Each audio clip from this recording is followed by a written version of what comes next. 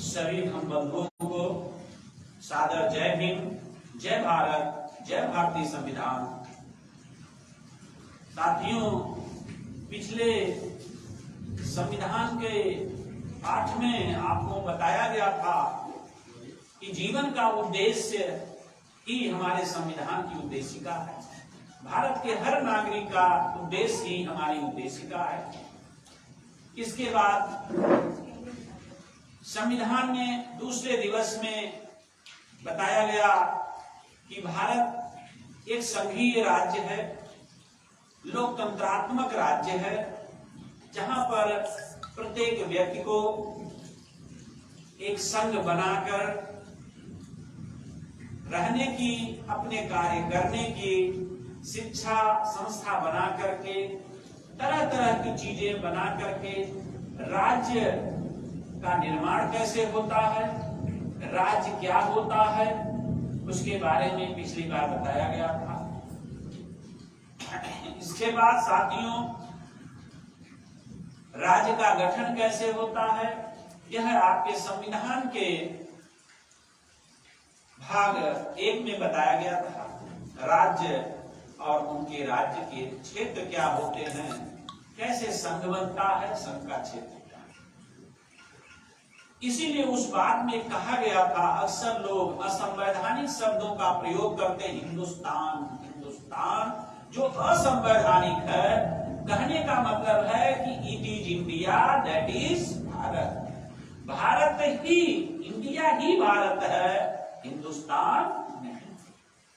लेकिन बड़े दुर्भाग्य का विषय है इस देश के लोगों से कि जिस देश की धरती पर रह करके उसकी धरती से अपना जीवन करते हैं, यापन करते हैं, जिसके रूल्स और रेगुलेशन पर चलते हैं, उसी की अवहेलना करते हैं, उसी का अवमानना करते हैं। यह बहुत ही गलत है।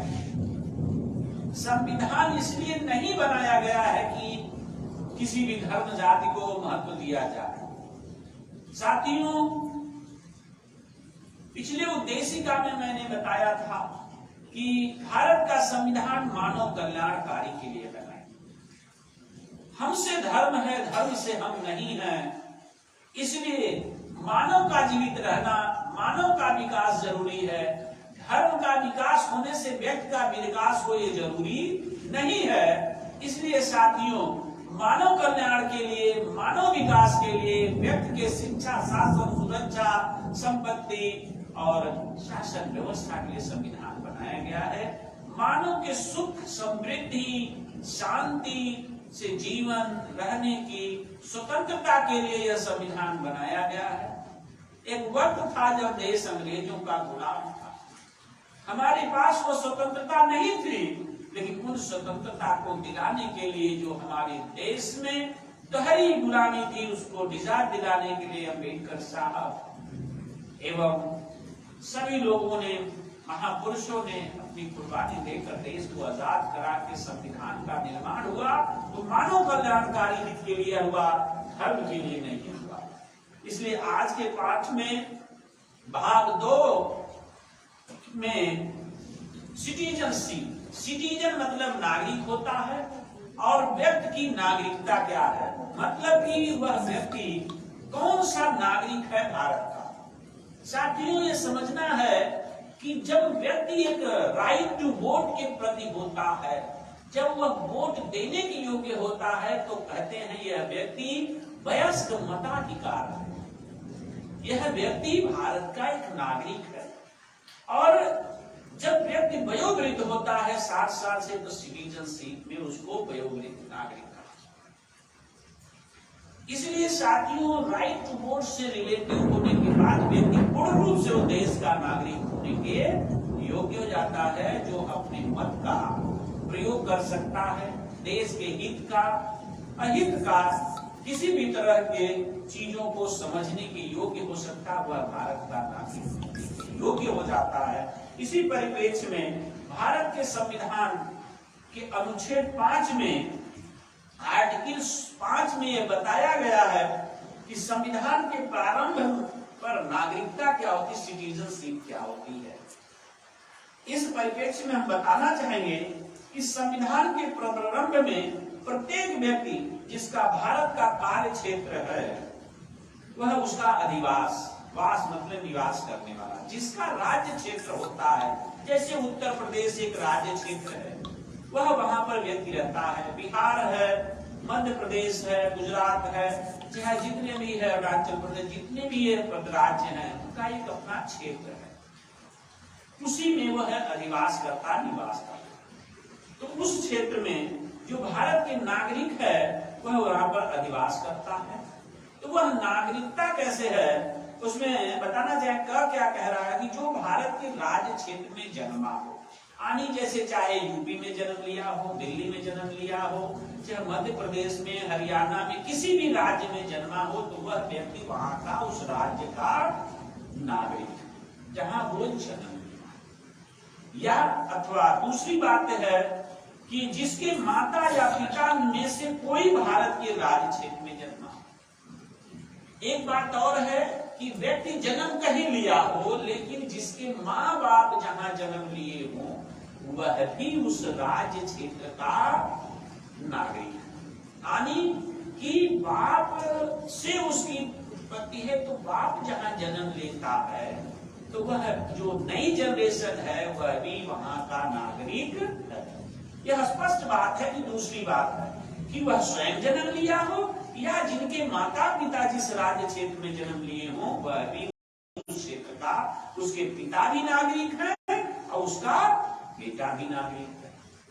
आगे की बात है कि और भी बातें हैं कि वह नागरिक की। तीसरी बात है कि जो ऐसे प्रारंभ से ठीक पहले कम से कम 5 वर्ष तक कोई भी व्यक्ति कम से कम प्रारंभ से, यानी ये समझिए कि आजादी के बाद या आजादी से, जब भारत देश 1947 को आजाद हुआ 15 अगस्त, इसके बाद से वह 5 साल तक, 5 वर्ष तक वह भारत के जिस राज्य में जन्म रहा हो वह भी उस राज्य क्षेत्र के मामूली तौर से निवासी रहता हो, वह भी भारत का नागरिक। लेकिन आजादी के बाद अब अगर कोई व्यक्ति कहीं विदेश से जन्म लेके आए और भारत के किसी क्षेत्र में 5 साल रहे तो वह भारत का नागरिक नहीं हो सकता है।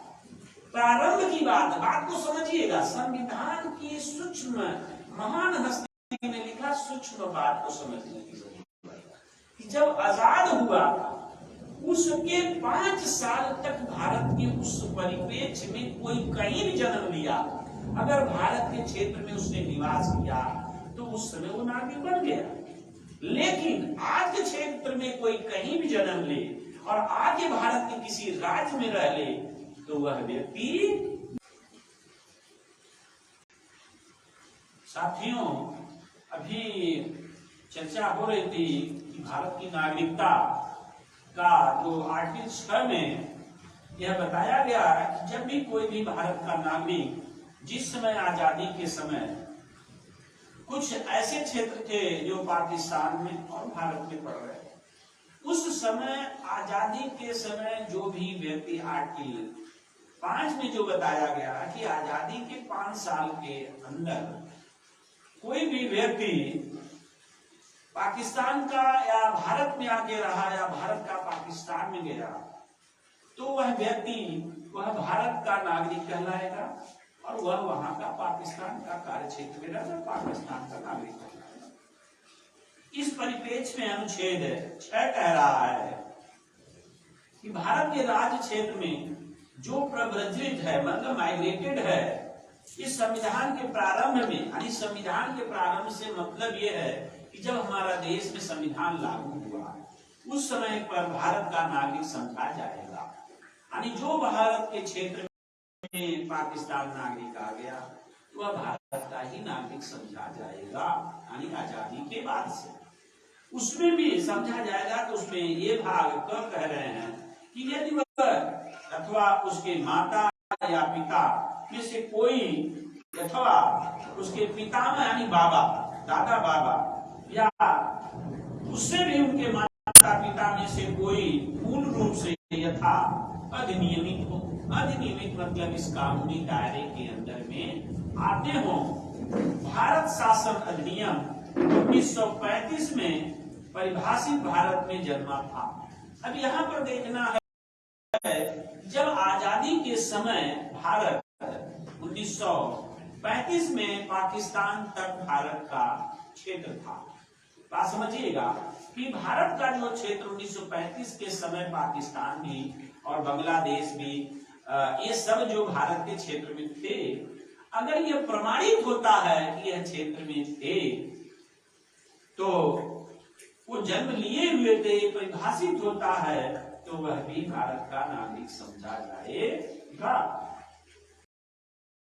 खैर का पहला कह रहा है कि जबकि वह व्यक्ति ऐसा है जिसमें 19 जुलाई 1948 से पहले इस प्रकार माइग्रेट प्रवचित किया है, तब यदि वह अपने माइग्रेशन की तारीख के से भारत के राज्य क्षेत्र में मामूली तौर से निवासी रहता, यानी जिस समय आजादी मिली थी 19 जुलाई 1948 को, ये ध्यान रखने वाली बात है, 1948 से वह अगर राज्य क्षेत्र में भारत में रह रहा हो, पाकिस्तान से भारत में आ गया हो।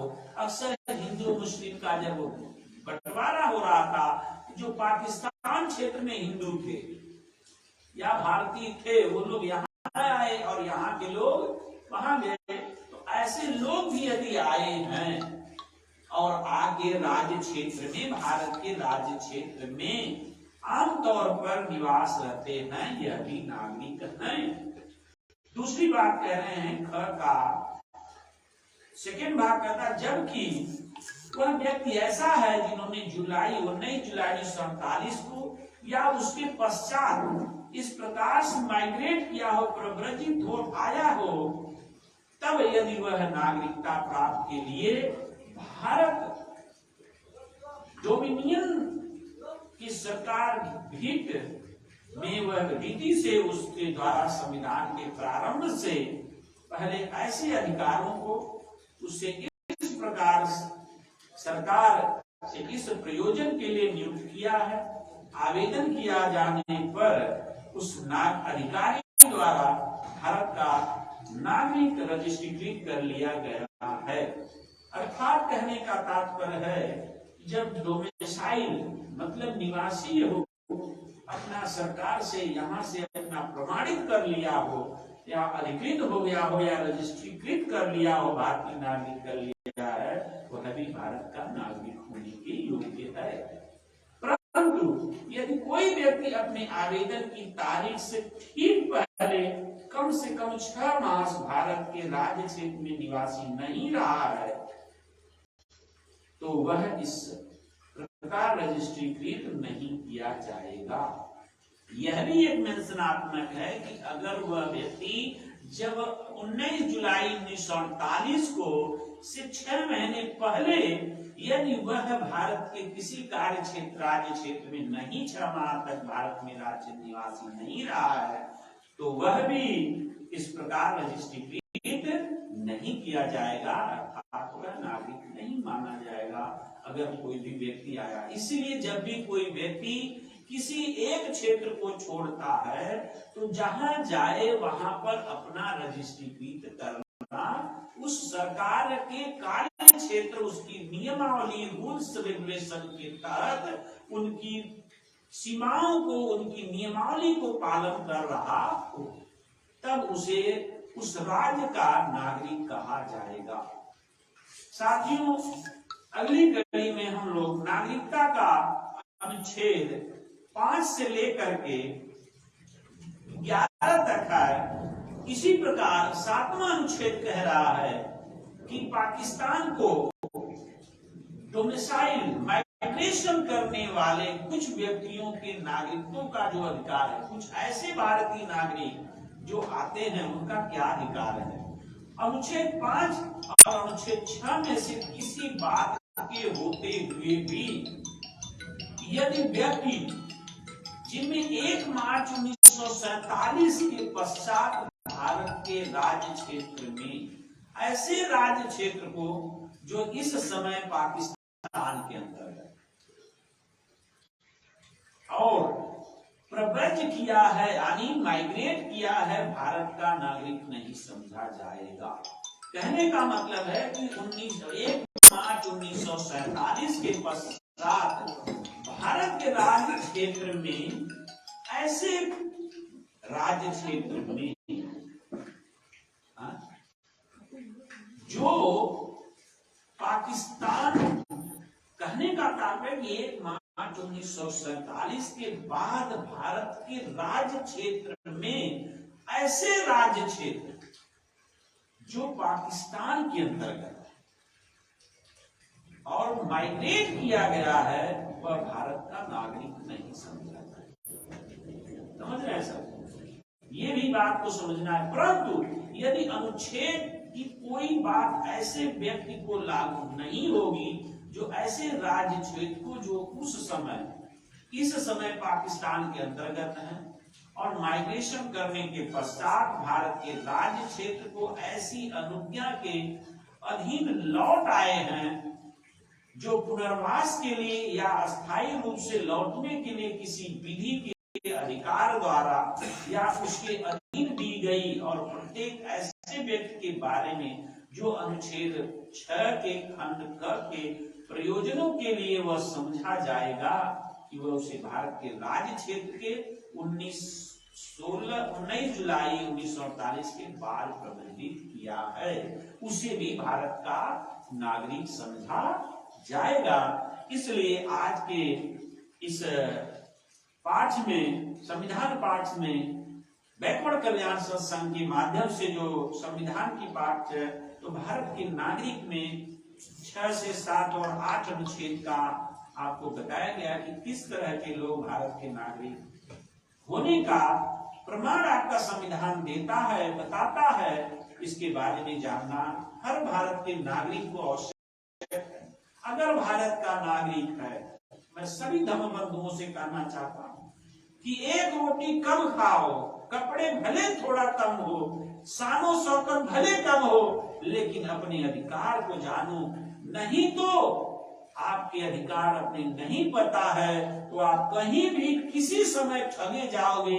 अगर ठगे जाने से बचना है तो हमारा परम कर्तव्य है कि भारत का हर नागरिक को अपने संविधान के बारे में जानने का हक नहीं, अधिकार है और उसका परम कर्तव्य भी है। सभी धर्म बंधुओं को आज के इस पाठ में बैकवर्ड कल्याण संघ से आप सभी लोगों का नमो बुद्धाय, जय भीम, जय भारतीय संविधान।